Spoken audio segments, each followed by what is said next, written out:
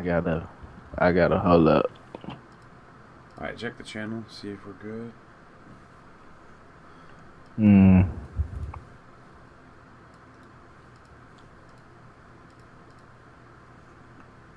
Cause I like this picture. Yo, yo, yo. Hmm. Alright, let me know if the sound's good. Twitch.tv/Radio Gaming. I really should just bookmark that.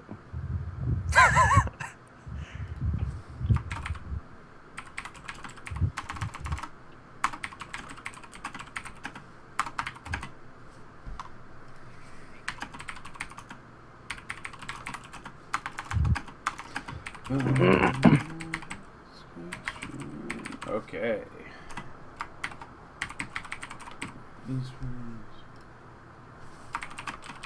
Alright. Fuck's my password? Alright, we're live, guys. Okay. Ah. Hello. Hello, sir. Oh, that's horrible. I don't care. Alright. Guys, good. Good. Alright. Thank Alright, welcome to the eSports Rundown Episode 3. Today we're going to go over UGC Niagra, ESWC, so some good COD news, as well as just some general League of Legends updates. A lot going on going into MSI, the Midseason Invitational here in Tallahassee, Florida, as well as all over the world. There's a lot of big matches that are leading up to the World Championship, so we're going to break down some of that. Go ahead and kick it off here with the COD guys. Let's go over some UGC Niagara news. Who wants to take it away? I got my two cohorts here, Jeff and Rimanjeet. What's up, guys? Hey guys. What's up? What's it? All right, so we got UGC Niagara going on this weekend. What's going down, guys? So far, they played most of the first round. Really, only teams there that anybody really knows is Team Caliber and Team Envious. But they both had first round buys. They are waiting currently to play their second round. Looks like the format for the first round is a best of 3, and then I believe it's a best of 5 moving forward after that. But yeah, nothing crazy. Nobody big is really there except for those two teams. We do have Below Zero, who was at COD Champs. Shut up, phone. Threes Up, which is a pretty good roster. Boreal eSports, who was also at the North American Regionals. I believe all of those teams have moved through into the second round. So the teams that you kind of would expect to win have moved on. And then you have some other teams with just weird names that haven't. So, but other than that, I've watched some of the stream. It's been pretty good. They've had some issues with the stream, but other than that, so far it's been a good tournament. What's the prize pool? I believe it's $20,000. Hold up. I looked this up earlier. I forgot to write it down. But I believe it's 20,000. If not 20, then it's 25.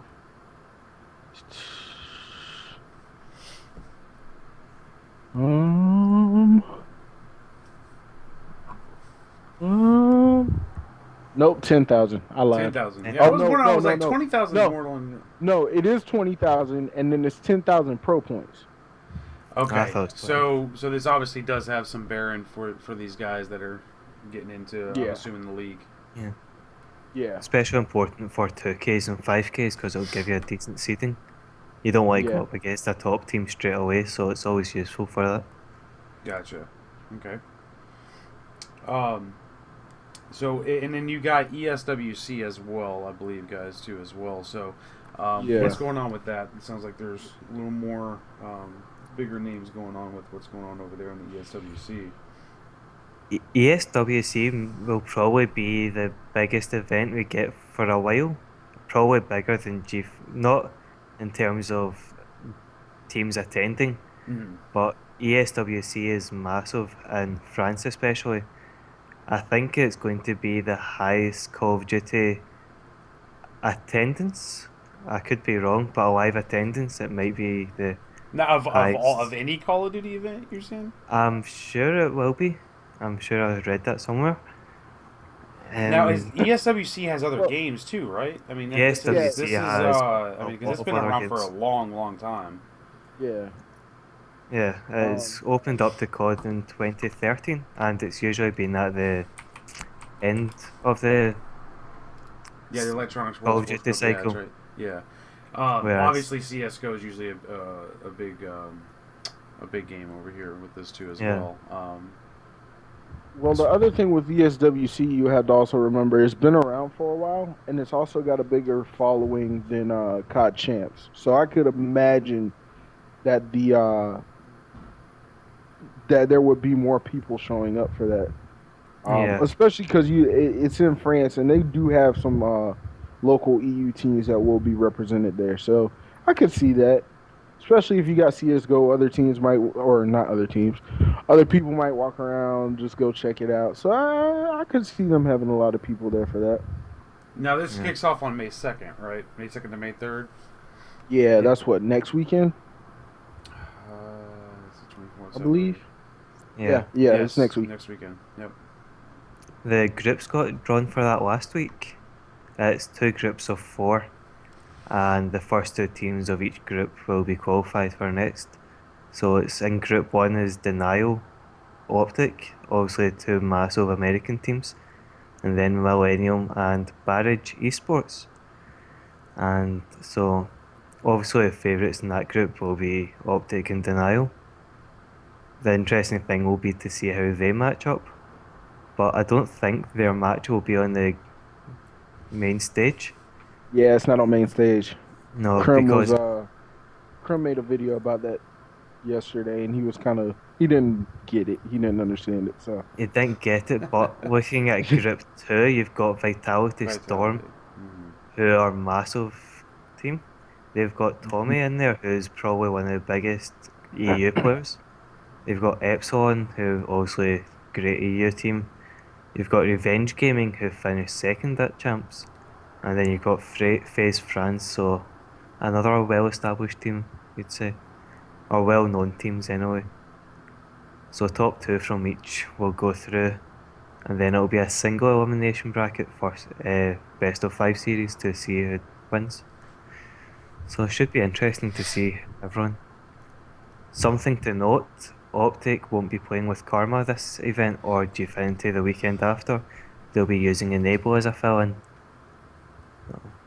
So now this is just the group stage, I believe, yeah, They're that the two group stages, yeah. and then the next yeah. weekend will be what, the knockout stage, I'm assuming, No, or somewhat, no, or no. just the finals or what have you. No, they'll do How does the format work? ESWC like a normal. It'll be like a normal tournament. They'll play Friday, Saturday, and Sunday. Okay. With Sunday being the championship day. But they'll do the pools. I want to say that they do the pool all on Friday, and then they start the bracket on Saturday. I believe that's how they've done it in the past. I'm not 100% on that. Okay, I see. Um, Never mind. I see it right here. They're doing. It might just be all pool on Saturday. It It could is. be. It's Saturday. it might be, May yeah. 2nd kicks off at 1 o'clock with the first Oh, round, okay. and it sounds like they're doing three games simultaneously at the same time. So, first round Revenge Game versus Vitality on the main stage, like what you guys were saying, and then Millennium versus Denial, and then Optic versus Barrage. So, which I mean, you could definitely see from this. I mean, Revenge Game versus Vitality is definitely a main stage game, and you could argue even Millennium versus Denial could be up there too as well over Yeah, Optic versus Barrage. So yeah, definitely. definitely makes sense. But anyway, so it definitely it kicks off at 1 o'clock, and then the final. Well, the first semi starts on Sunday at 1 p.m. and the final followed by the prize ceremony at 4:30. So, Yeah, so should be a good weekend. oh yeah, Yeah. That with that though, I feel like that group two is the stronger out of the two. I mean, I know you got Optic and Denial, but looking at Team Revenge, Epsilon, FaZe France, and Vitality, I feel like those are four really good teams. I wouldn't Yeah, expect either one of them to win the event, but I just feel like that's just gonna be just a a close slobber group. knocker group. Like everybody's gonna play close, and I really don't know who could come out of that. I want to pick Team Revenge because I am a little biased about that. Yeah. But Epsilon's got Swanee. FaZe France has a few good guys from the EU scene as well. And then Vitality Storm, like you said before, RMG has Tommy on it. So I mean, that's a strong group right there to go against once they get out of it. Whoever gets out of it. And I don't know if if there's any kind of like historical evidence for this, in the previous ESWCs, because I believe Complexity or Evil Geniuses won the last one, I believe. Evil Geniuses won last year, and then who won the year before that? I want to say they won it as Cole, as Complex. Sure they did. Yeah, they did. They did. Yeah, So yeah, I mean, I know that it's pretty big history, but I mean, you would think though, if this is going to be the most massive, attendance that's ever happened for like a Call of Duty event ever, there's going to definitely be some hometown, I think, yeah, definitely. Motivation for these guys that are from the EU, represent the EU. I think too, as COD grows, that's going to become more of a factor, the international aspect of it. I think the reason why it isn't right now is you kind of really only have two good regions, really, in terms of who's going to, from a COD championship perspective. You pretty much have your Europeans and your Americans, but I think as you see South America growing in esports in general.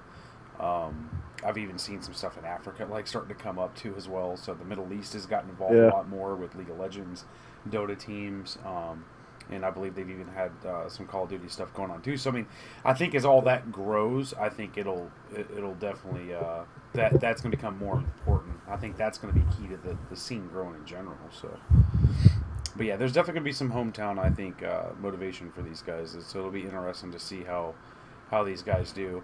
Do you guys it feel might end that up being like the dream team? We go over there and kick everybody's ass, and then they want to put together some great teams.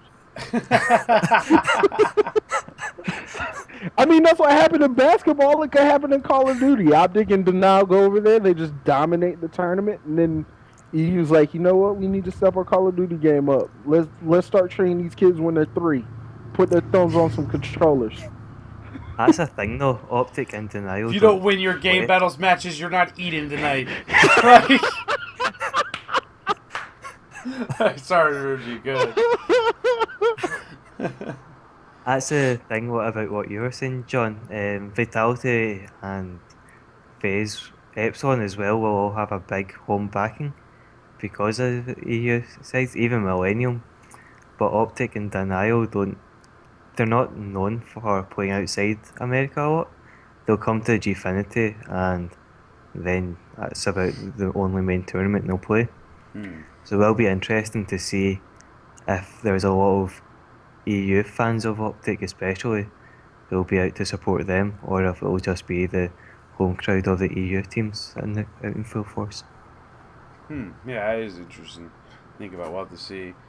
And so when does this kick off? This actually next weekend. Next weekend, that's right. Yeah. And then so for UGC, so I'm assuming that's probably why we don't have. That's obviously why we don't have a lot of big teams, because this ESWC going on for UGC Niagara. Because typically we would see a lot of these teams at UGC, right? They were at UGC Niagara last year. Yeah. All the top teams. Niagara the last couple of years has been a pretty legit. Yeah, one of the top. Yeah. Too. Obviously, is it with just kind of bad timing or luck or what? Just I would say bad timing, and I don't want to say it's a completely bad thing, but kind of also the league. I feel like with the Call of Duty League, that might be interfering with it as well. How so? Well, because you have, hold on, let me look it up real quick. Because you have, not only do you have Niagara this weekend, you have ESWC next weekend. You have Gfinity following that. You have UMG following that. You have Michigan eSports Detroit, which will probably be like a Niagara. You might have a few big teams, but that'll be about it. But after that, or 2 weeks after that, then you have the Season 2 playoffs. So along with all those tourneys that you Yeah, have coming it just up, resources and time management's got to be very yeah, difficult, I especially mean resources to go to that many this events. is this is worse than last year at the end of Go Cycle where we had like 3 events in like Mm-hmm. 5 weeks. Mm-hmm. This is like 1, 2, 3, 4, 5, 6 events in like 7 weeks. So I maybe the league might be part of it. That's what I think. Also, you have all these tournaments coming up that are back to back to back, and it's just kind of which one do we go to, which one do we not go to. I just think team organizations are trying to make that decision and try to go to as many as they can, but they don't want to wear themselves too thin. Gotcha. Adding to that as well, I don't know about in America, but here there's a lot of exams going on for schools. I know people like Hugh will have his school exams going on. People Yep. in college and university and even high school, for example, they'll all be busy with schools.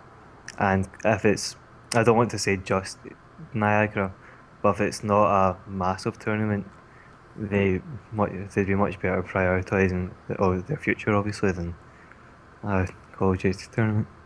Yeah, I mean, Yeah. you look at the average pro team in order to go to an event with your coach, 4 dudes, you're looking at least $2,500 minimum. That Minimum. as Yeah. well. That's minimum. And obviously some of these guys, obviously it's you got to pay for food and different stuff too as well. The owner is going to be coming, to support the team, like your TKs and stuff too. So I mean, then it becomes an even bigger price tag in terms of Yeah. you know what I mean, and it's probably. And I know that this is from a business perspective for a lot of these pro teams. It's important to obviously be as many events as possible for your sponsors, but your sponsors only agreed to a certain set amount of events a year. So it's probably pretty hard when you're going to Gfinities, when you're going, you know what I mean? You got, even though COD Champs is fully paid for, so I'm sure that kind of doesn't count. But I'm still, from just a logistical perspective, I'm sure there's still money that's spent out of pocket, you know what I mean, going out to eat and Yeah. things like that. I'm sure you're not giving a food per diem. You know what I mean? Like, hey, guys, pick up your bag lunch at noon. It's all Yeah. on Activision. Yeah. So, I'm sure that's probably a big part of it, but it's just kind of sad to see, not a lot of the big teams at UGC Niagara because they always have, a lot of the big teams there. So, Oh yeah. And Niagara is one of my favorite tournaments. I don't know why. But it's always been a good atmosphere. You've always had good competition there. So it does kind of suck to not see the optics and the denials and all those things, but you know, this is just how Call of Duty works. There's just oh yeah, a yeah, bunch of different Yeah. tournaments going on at one time. And then the other thing is you don't have a lot of players in Call of Duty, like Remanjeet was saying before, that just kind of leave school. Like obviously we've had some here and there, but the majority of them they stay in school. They try to get their education, which isn't a bad thing. I'm not saying that's a bad No. thing at all. But when you look at League of Legends, the majority of those guys, that's all they do is they play oh League yeah, of Legends. absolutely, yeah. I So mean, it kind of it makes the Call of Duty scene unique and different. yeah, and That a lot of these but at the kids stay same in time, school and stuff. these whereas with like League, it's unfair because Riot's paying those people a salary. Yeah, You know that's what I'm true. saying? That's true. It's also organized to the aspect of you have to be in a team house. Like Yeah. you don't have any LCS teams that are one dude is in fucking New York. You know what I'm saying? And that's where Yeah, one's in Florida, one's in there's California, I one's mean, in the Evil middle. Genius is like, I believe it was last year when they had Alltech when he was in high school still. He would have to fly down every weekend. You know what I'm saying? And that was like a big deal. He had that special permission and like it was a big Oh yeah. ordeal. You know what I mean for them to do that, and they did that for a full year, and they almost got relegated. You know what I'm saying? Like they had a really bad Yeah. season because Yeah. it's got, and I'm sure that had a lot to do with it. The strain of not having this being on par with with all the other teams that have their all 5 guys there all the time, putting in the work from 9 to 5. You know what I mean? Monday through Yeah. Sunday type shit. So Well, not only that, well, not Not what I was gonna say. I was gonna say an example of that happened a couple years ago, although it didn't end up that bad. Was Scumpy almost didn't graduate high school because he had taken so many days off during Black Ops 2 that cycle. I remember it was COD Champ. No, it wasn't COD Champs. It was UGC Niagara. No, it was one of the UMG events for Black Ops 2. I can't remember which one, but I It's believe it was hard to one of the remember. UMG events. It started with a Yeah, U. Damn it. yeah, it was 2 years ago. Um, but one of the UMG events that was actually a big event, Optic didn't go to because Scumpy had to go to school that Friday. Because if he would have missed, he wouldn't have graduated high school because he had taken so many days off. So, Yeah. I don't think a lot of players want to run into that situation, which is why it makes it hard to go to tournaments like UGC Niagara and UMG Cali, which is going to be in a few weeks. It's just they don't want to miss that time. Yeah, absolutely. I'd be surprised if teams didn't go to UMG Cali. I thought more would have went to Niagara Yeah, I because did too. there was a lot of roster changes after champs. For example, it's the first time we see TK play. Team Envy, they're playing with Merc instead of Winnie, I believe, this tournament. Is it Winnie? No, Y- Merc instead of Saints. Saints, yeah, Saints. And Merc I, instead of Saints, but Saints apparently has a problem with his passport because this happened with him last a year. What was it, couple of times. Phase Black or Phase Red, whichever one they were on? I think I remember this too. Yeah, I know Yeah, he had exactly. Yeah. issues going to Gfinity and Yep. Niagara last year as well. But for Winnie, Teep and Proofy, they've not Teep and Proofy teamed in Leverage, but it was a long time ago. Winnie hasn't got much experience teaming with Teep. This they might not team now, but if they don't team for UMG Cali, they won't have a much better chance before season two playoffs, which Yeah. is the big deal for most of these players. It'll be the next big event that they've got marked in their calendar. So you don't want to go to that event not playing on the LAN with your other teammates. You want to go there fully focused, knowing exactly how everyone will perform on LAN. Oh yeah, I Yeah. mean, and this is something I witnessed throughout 2013 when I was going to all the events. Is a big part of the lane component, for teams in general is what you're doing after the games, what you're doing as a team before the games. Um, a lot of the teams that would have bad events, they're like, oh shit, this is badass roster. What happened? Dude, you look after the games, they're split just because the personalities are so different, and you got Hmm. so and so hanging out with this other team over here, and you got these dudes over here, and everybody's friends with each other because it's all kind of a big get together. You know what I mean? So at the Yeah. same time, but you end up sharing tactics and all kinds of crap. Whereas like you look at the teams that have their shit together, like back in the day, like it was during that period, it was complexity, and Yeah. while they would run around and like and Clayster was always the odd man out with them. Like he would be outside smoking a cigarette or something like that at the time. You know what I mean? And the other guys are wanting to go get food or some shit like that. You know what I mean? And like, or he's hanging out with his brothers that come to the event or whatever. While they're all so that creates a lot of issues. You know what I'm saying? Like within the team, and so that like what you were saying. I think that's a big thing is you want to see how your team is going to interact with each other. You know what I mean? At the event, are they going to Yeah. fight? Like, is it going to be like a kill and parasite shit? Like after every match, like, where you're like, "Whoa, you two, like, let's just agree to disagree and move on." Yeah. Like, so, that's a big thing. Where they might get along online or something like that, but on LAN or whatever. But so, I agree. You would think that's a perfect battle or proving ground for it to kind of see how your squad's stacking up. Yeah. Shut up, phone. Alrighty, so anything else big going on in the COD scene outside of that? I mean, I know we talked about the Optic. I don't know how much we touched on it, but the Karma situation with Optic going to, I believe, Gfinity. Mhm. Or was it ESWC? I'm sorry. Both of Actually, it's both. It's both, right? That's right, because they're yeah, both in he- Europe, so of course You won't he be would able to do both, go to either one of them. And Um, who's taking his place? Able. And Nable's Now, taking his this- place. Now, is this This is crazy. this is obviously a temporary? Just a temporary Yeah, thing. Yeah. it's just for UNG or not UNG Niagara. Good God. Ah! It's for ESWC and Gfinity. But after that, the roster's going to go back together because they won't be traveling out of country for anything else. So it'll go back to normal. There's no need for any of the green wall to worry. They didn't drop Karma. I Yeah. mean, Enable's good, but he's not Karma good, in my opinion. Oh, the Well, he issue doesn't with have two Karma. rings. Yeah, that too. Yeah. The issue with Karma, and it's still in speculation just now, but it's apparently that in the process of becoming an American citizen, and during that process you can't travel overseas, which is the issue with that. Forgetting that, well, with Enable, Optic have looked very dominant with Karma this season. I think they were 25-3 or 23-3, something ridiculous in the league.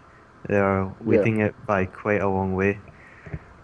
That being said, I don't see Enable. I'd say Karma's in a different tier than Enable's not Oh quite yeah. in the same tier as Karma.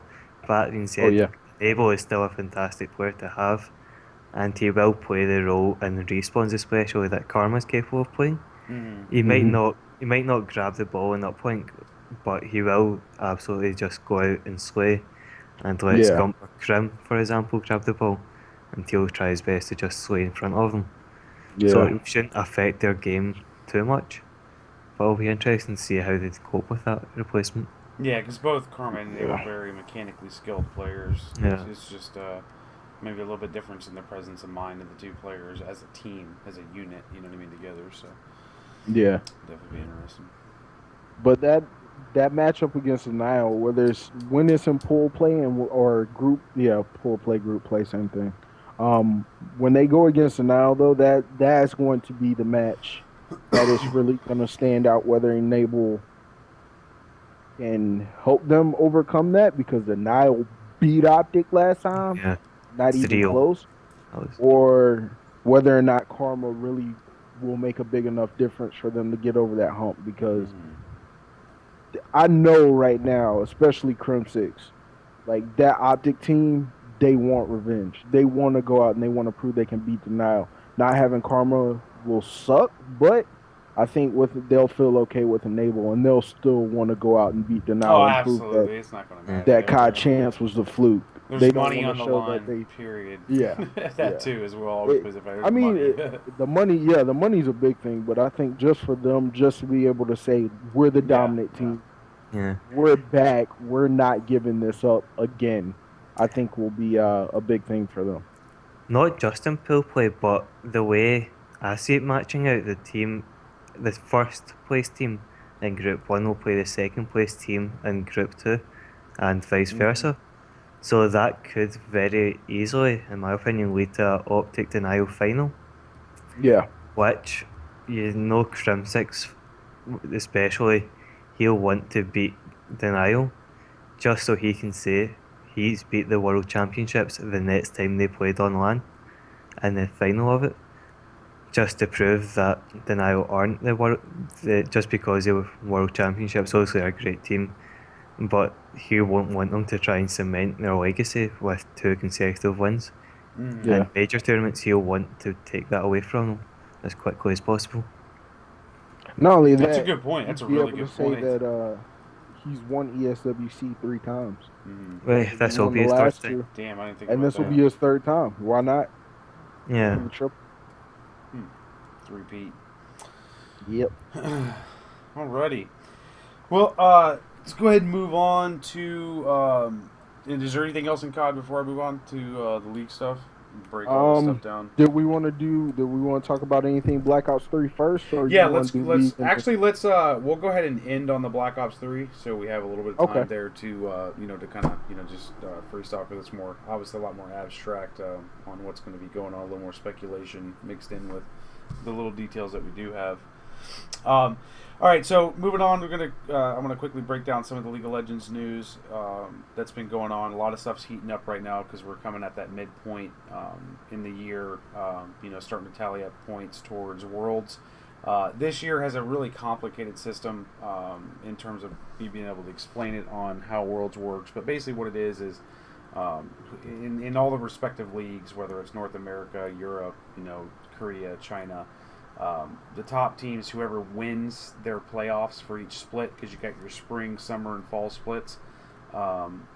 You're gonna be able you're gonna if you're the team that wins, you get a certain amount of points. If you get second, you get a certain amount of points. If you get third, you get a certain amount of Worlds points. And then that's how and if you're, and I believe too, you can win one of the events too. I believe might be. Yeah, there's several ways of qualifying. There's a couple different ways. It's a long, and there's obviously so many different regions, because you got in league, you got South America, you even got East Asia, et cetera, et cetera, et cetera. It just goes on. Even Taiwan has its own league. So a lot of different stuff going on there right now, but it's really heating up, because basically the teams that, if you have any aspirations at all to go to Worlds, you really had to kind of kick off this split, the first split of the year, and really kind of come out and do something. And so far, the teams that have done that, TSM won the North American Spring Split this weekend. Beat Cloud9 3-1. Dang! I couldn't say it was a great series. It started off like it was really going to be. Cloud9 came out very, very strong in that first game.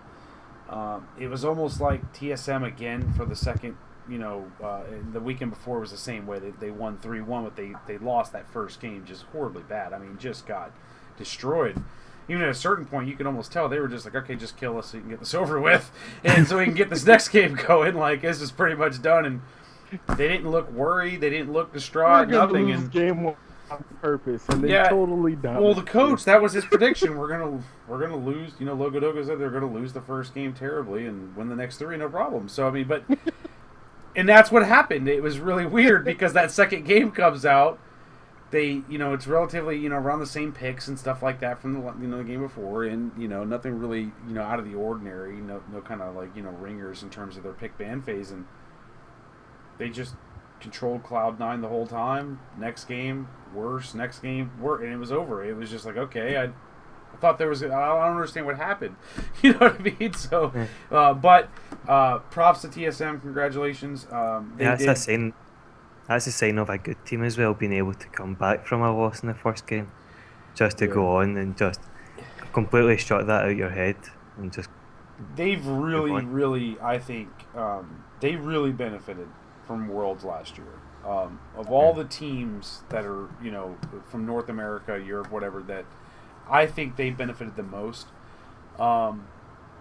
They lost to the team that won the championship, Yep. And they took a game off of them. I believe they might have been the only team that took a game off of them, or might have been one of 2 teams that took a game off of Samsung. So that was, in and of itself, a victory. But I think that they really learned, through that process of really kind of how to keep their heads in the game, and it showed throughout the entire spring split. They've dominated the spring split. They obviously won the spring split. They won IEM.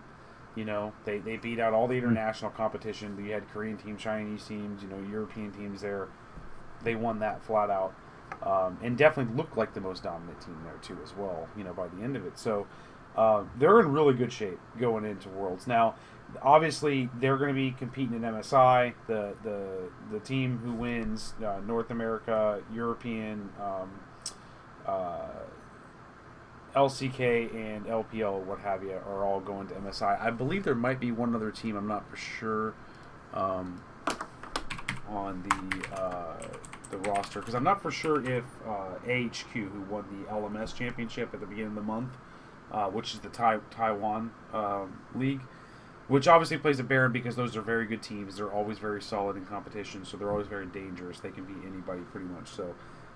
Now, also, too, in the EU Spring Split, Fnatic won that. No surprise there. But Unicorns of Love did put up, the best damn team name in the business. Yes. They put up it was the best series I've seen in a while. I need to buy a shirt. It was. I'm getting one, dude. I'm a fan now. They lost 3-2 to Fnatic. It came down to Game 5. It was back and forth the whole time. Fnatic are dominating in their league, are they not? Yes, they are. Yes. They are a very, very, very, very strong team right now. Yeah. He's on her phone, not paying attention. Uh, the only problem is with Fnatic, and this I don't know what it's been, but they didn't look really good. You know, considering it was a very young team at the time with IEM. They were an all new team besides Yellow Star. You know, at the start of this season. You know, they kind of grew and grew and grew. SK was the top of the league throughout the entire, you know, spring split. But Fnatic stayed up there in that, you know, that number 2 spot. But just they really look like they've grown a lot. But I do kind of question that that they can change their style of play enough to adapt to whoever they're playing. Like what TSM shown. TSM has shown that they start once they got ahead, they really used the rest of the split to make mistakes, almost on purpose. Let's try stuff that we don't do, that we're not good at, and do it here instead of just on scrims. You know what I mean? Let's try it on the big stage. So it's really opened them up to a lot of different play styles because they realize that that's the key from what we've seen in the World Championship last year. Samsung Galaxy White could play any style you put in front of them. Any style. Didn't matter what it was. Early game, mid game, late game, counter jungling. They were masters of lane swaps. They were doing stuff that nobody, you know what I mean? Like, it didn't matter what it was. They would dominate you in that. And that's really kind of what you got to be able to do as a team going into Worlds this year, because obviously you got to mimic what the guys who did last year do, you know, at a minimum. You know what I'm saying? So, I really want to see how Fnatic lines up against, you know, these teams like TSM and you know, whoever wins in LPL and LCK. Speaking of which, LCK spring playoffs, I don't know what you would call it, but to go to the finals to play the GE Tigers for their finals for the spring split in LCK in Korea. This morning, CJ Entis got defeated by SK Telecom 2-3. So SKT somehow pulled that off. I did not get to watch that. I believe it comes on like at 5 in the morning or something like that, or maybe 2 in the morning. Yeah, it's really, really early. I didn't get to watch it when they come on, and that's early. So I will be going back to watch that because I do want to see that because I'm assuming Faker did some pretty nasty stuff throughout that series. So. That was definitely has to have been a really good series. Really close. So SKT does move on. They will play the GE Tigers, which will be Saturday, May 2nd in these LCK Spring Playoffs. The winner of that, obviously, I believe will be at MSI, I believe. I should have looked up more of this before what I was looking at. Let's see here. Yes, because it's 5 participating teams.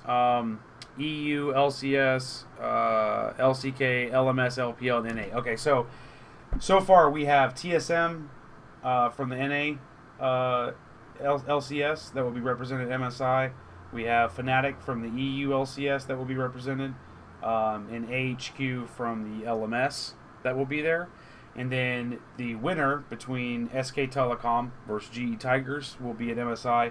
And then we have the LPL, which is the Chinese playoffs that are going on right now. The championship match will be EDG versus LGD Gaming.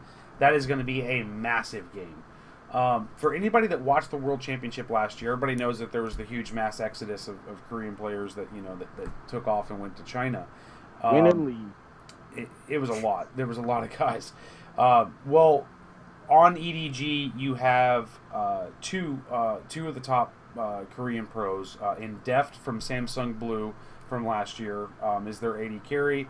And in the mid laner is actual world champion himself, the mid laner from Samsung White from the World Championship. So very, very strong team mixed in with some really, really good players that were on EDG last year in the World Championship. So LGD as well has a very, very strong team. They've they were not. Nobody predicted LGD to really be as far as they've come. A lot of people thought they were going to get tripped up by that OMG were really the favorites to win. They beat OMG to move on. So this is going to be really interesting. They're really hot right now. EDG is obviously they were the clear cut victors, if you will, at the top of the table for the entirety of the spring split over in China. So it's kind of like the big dogs that have been there all season long versus the upstarts that are really getting going right now that it's playoff time. So we'll see what happens. But that match will be on Sunday, April 26th. So definitely going to want to tune into that if you're a league fan, or if you want to see some high level some league play. That'll be definitely a good one. So the winner of that match will be at MSI. So it's going to be some damn good matches at MSI. This will be because this is a new thing that they've done. They didn't do this last year. I don't think they've ever done this ever before, where they basically are inviting the top teams from all over the top, teams from each league from all over the world, pretty much, barring South America and some of them too as well. I would have liked to have seen a little more participation there, but resources probably didn't allow that. Didn't allow it. Well, actually, no. I'm sorry. The sixth and final spot will go to the winner of the International Wildcard Invitational, which IWCI, which I believe is going on right now. So there's quite a few teams that are at that right now. I believe there's about 8 teams that are at that this weekend. I believe it's even on right now. I think it's day 4. But anyway, so there will be six teams represented at that. So there will be some very good matches. It'll be for fans of League from an international perspective, EU, North America especially. It's going to be a really good chance for us to see how our teams have progressed since the World Championship in terms of international competition. Do we stand a chance, to win this thing? Because I'll tell you right now, whoever wins LCK, especially if it's GE Tigers, if they do beat SKT, after losing IEM just recently, they are not going to be messing around. I will tell you that much right now. Like, it will be... That's what I think is going to be. That's why it's going to be so exciting, because you're really going to get to see these guys really go at it, and they're not going to be any kind of like, you're not going to be pulling any cheese on them this time. So they've got a point to prove. Yeah, they had a big point to prove, because they definitely did not look good at IEM. So other news that is going on. Well, first off, MSI just let everybody know what the stakes are for this tournament. First place is $100,000. Second place, $50,000. Third and fourth are $25,000 respectively. So, really, really big, really good prize pool for these guys. You know what I mean? Especially first place. So, a lot to play for at this event outside of international pride, if you will. So, we'll see what happens. Other news, just some quick news before we move on to Black Ops 3. The North American LCS promotion tournament that's been going on. We do have Team Enemy, I believe it is, or Enemy eSports, Enemy eSports, who will be in the NA LCS summer split coming up. So congratulations to them. They won earlier this month. They were able to move on. Now, the 8th and 9th seed spots that are being fought for right now for Summer Split, the 8th seed match will be Winter Fox versus TDK on Sunday, April 26th. And following that will be Dignitas versus Team Fusion for the 9th seed. So those will be the final 2 spots for the Summer Split. So those will be some huge games, big implications there to see if we're going to have some new blood in TDK and Team Fusion coming into the NALCS, or if Winter Fox and Dig will retain their positions. In the EU LCS promotion, which will be Saturday, April 25th, so the day before the NALCS promotions, 8th seed match will be Rockcat versus Copenhagen Wolves. And then the 9th seed will be Giants versus Reason Gaming. So that's going to be a really big weekend there to kind of see who we're going to have going into the LCS splits respectively for the summer. And then already promoted for the EU LCS was, I don't believe it's pronounced this, but it's Origin. I believe it's pronounced like Orin or something like that. But anyways, they... Oregon? Something weird, but they have ex Peke, legendary player that used to play for Fnatic, that is playing Yep. with him. So he is back in the LCS, starting in the summer split. So as they secured their spot pretty easily to get into the LCS. So pretty exciting stuff there. Other than that, that's about it. A lot of big stuff coming up. There's some really big. I can't wait for MSI. I can't say it enough. I think it's going to be a really good time to kind of see where everybody is in the world for That's League of Legends. that's the one in Tallahassee, In correct? Tallahassee, yes. Mm-hmm. God, dang it, I wish I could go. Yeah, I was close, but unfortunately, school just screwed me up. Dang it, John. All right, so moving on, wrap up the show here. Let's finish off with our topic of Black Ops 3. Yes, sir.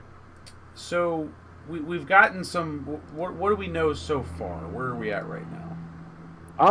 Well, Charlie Intel has leaked a bunch of stuff today. Obviously, if you play Black Ops 2 at any point, they did an update in the game where you could get Snapchats from Treyarch, where they would be revealing information about the story part or the campaign part of the game.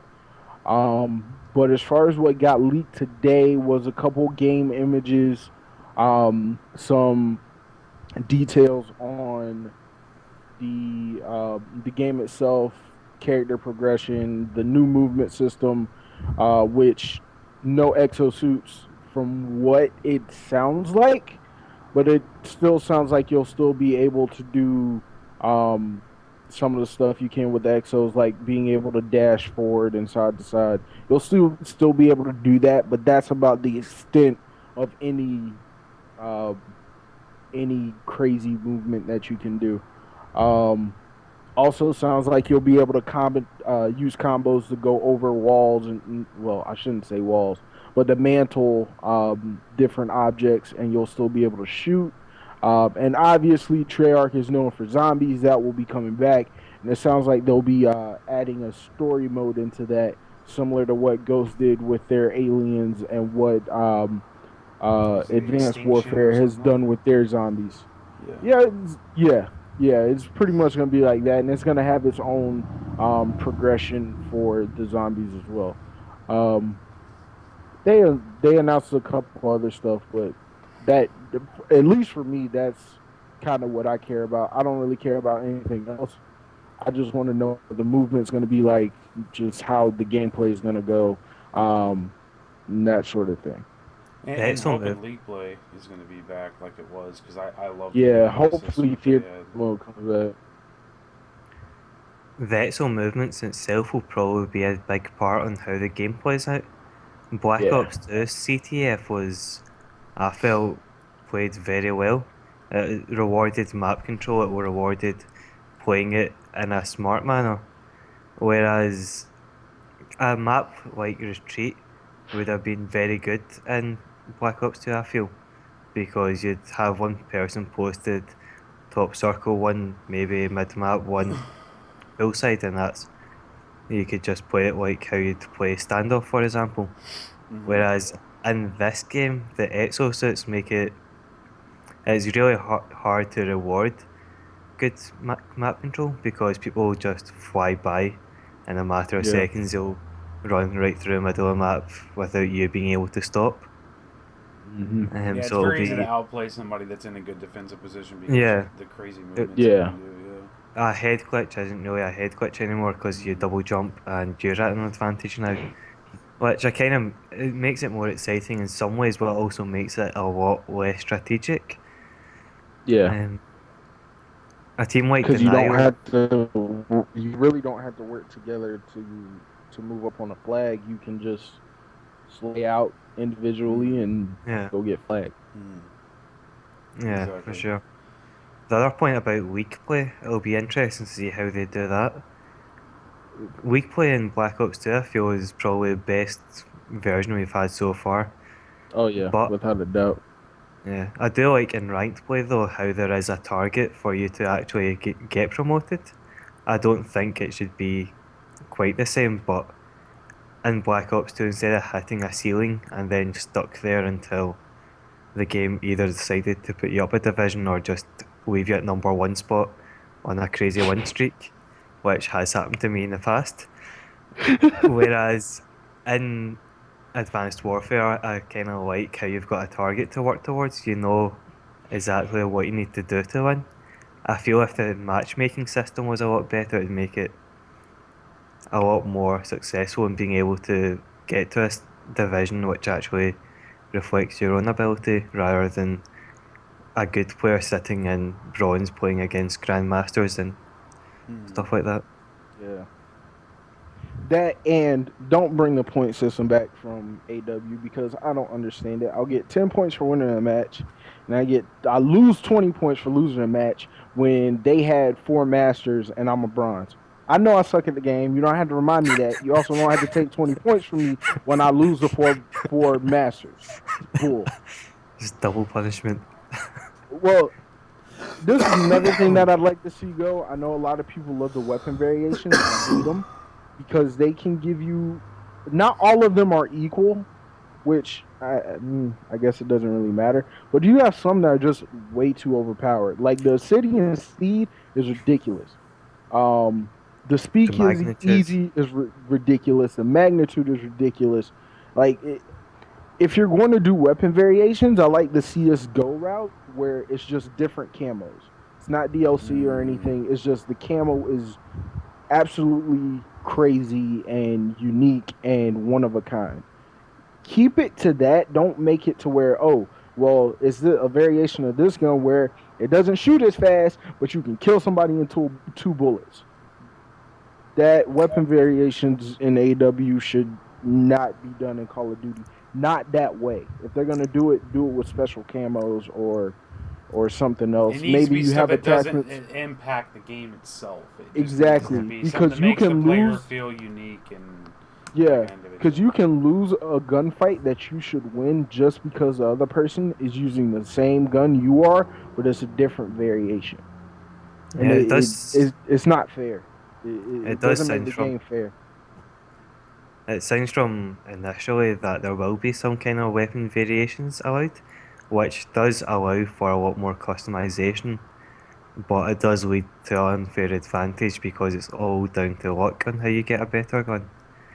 If they are going to make it like that, I would like to see you being rewarded and getting a better gun.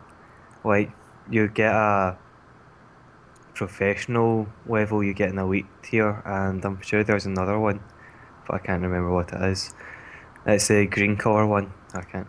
I know what you're talking about. I can't remember what it is either. What could be is for the Bal 27, the Inferno for it, which puts its damage and fire rate up, I think, instead of making it a matter of luck on whether you get it or not. What they do with a fucking flamethrower running around, like, oh my god, what? Yeah. How'd you get the World War II flamethrower? You try to take the hard point with the asshole with the flamethrower. The flamethrower is so OP, dude. It kills at long range better than a sniper. Is that guy shooting dynamite sticks? What the hell variation is that? That just changed up the whole meta. One dude with a dynamite gun. Stuff up like Wile E. Coyote. Yeah. That's wrong. If something like that is into a game and it has to be there, I'd like it to be done where, like, you have to meet a certain number of challenges to equip it. Like, maybe for the best Bal in the game, you have to get 1,000 kills with it, or so many kills with it, or so many kills where you're doing something, or just something that would reward persistence and you actually succeeding well with it. I just personally feel that if you want to impact meta in a game,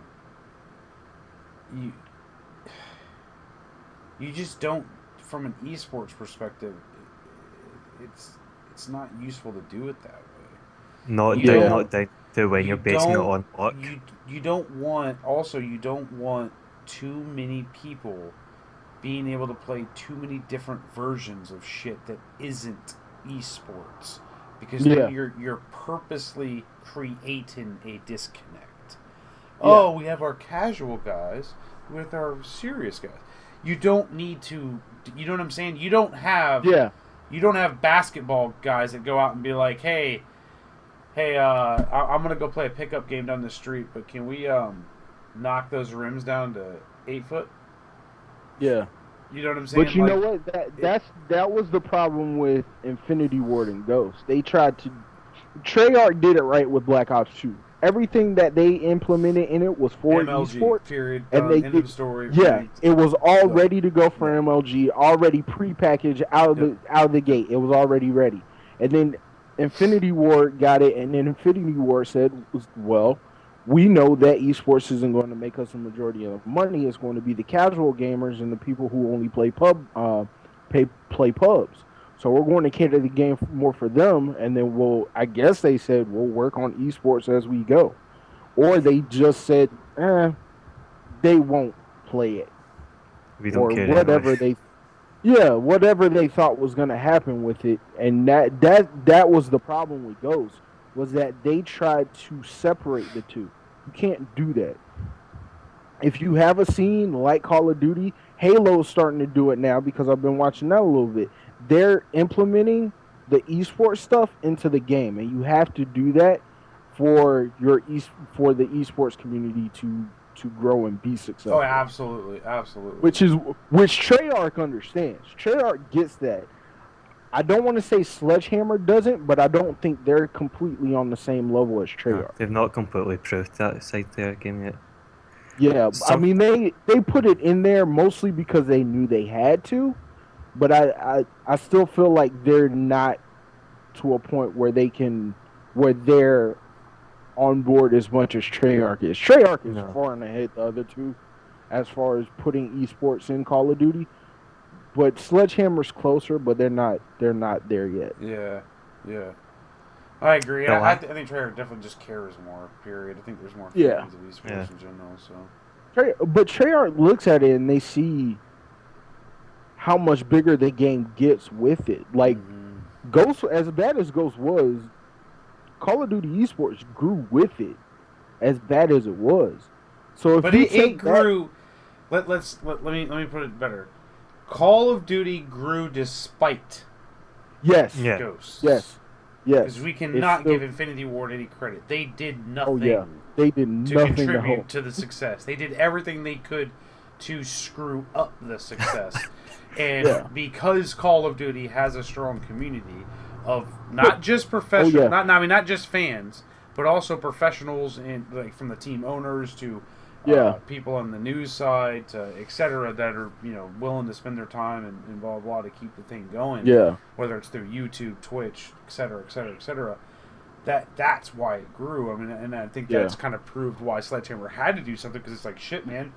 These dudes, from a developer perspective, did every dickhead thing they could possibly think of, and they grew despite it. So we better, you know what I mean, like at least act like, hey, we're behind you guys. Yeah. Even though the way they look at it, it's just more work for them. They did it with Modern Warfare 3 as well. And who else was working on that game? Sledgehammer. So, I mean, those two, they don't want to embrace it. But in all reality, I gotta find that article. I saw an article, this was probably about a year and a half ago, that said if a game incorporates esports into it, if a developer incorporates esports into their game, their sales will raise, I believe it was like 30 or 35% from if they didn't include it. So right there you have evidence that if you put this in the game, you can actually increase your sales. You can get more money. So I don't understand why you wouldn't want to do it, other than you really just don't care about it. Agreed. Yeah, it'll be definitely interesting, but I'm sure there's going to be when's E3? June. Should be coming up soon, right? Next month or two? Yeah, it's the beginning of June.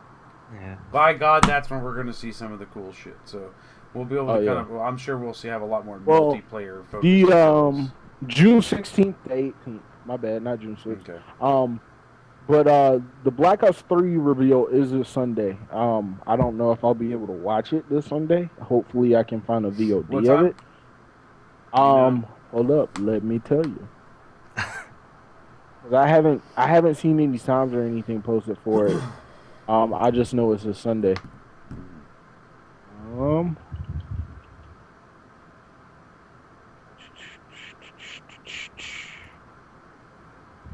Dagnabbit, somebody tell me when.